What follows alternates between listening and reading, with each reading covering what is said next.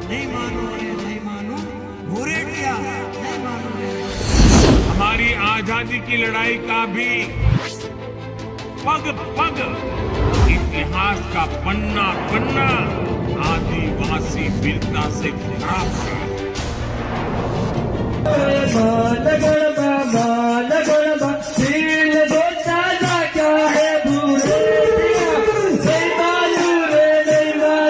ये कहानी मानगढ़ की पहाड़ी पर हुए उस नरसंहार की है जिसमें हजारों निर्दोष भील आदिवासियों ने भारत माता के लिए अपने प्राण न्यौछावर किए थे। पहली बार ऐसा होने जा रहा है जब शेरों का इतिहास शेर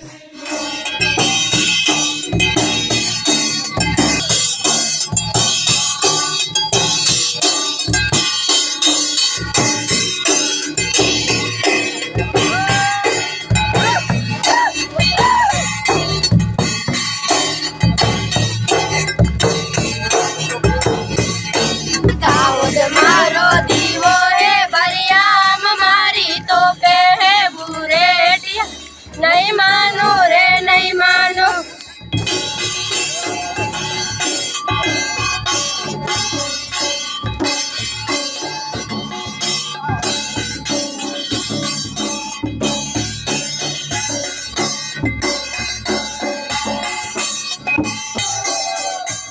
भक्ति से देशभक्ति, यह भीलों की प्राचीन परंपरा रही है।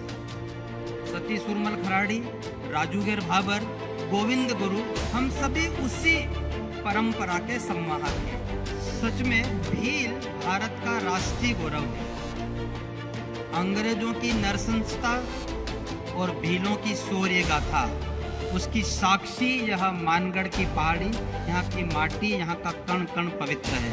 कि 1883 में इस मानगढ़ की भूमि पर खुलेआम अंग्रेजों की रणनीति को समझकर अब उस समय इस मानगढ़ की पहाड़ी पर उन्होंने कहा नहीं मानो रे नहीं मानो, भूरेटिया नहीं मानो रे नहीं।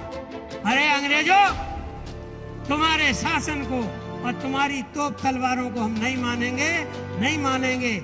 हमारा राज्य अहमदाबाद में भी है और हमारी गादी दिल्ली में भी है। इस तरह का उद्घोष हुआ। हमारे देश को आजादी अंग्रेजों ने चांदी की तस्तरी में रख के भेंट नहीं की।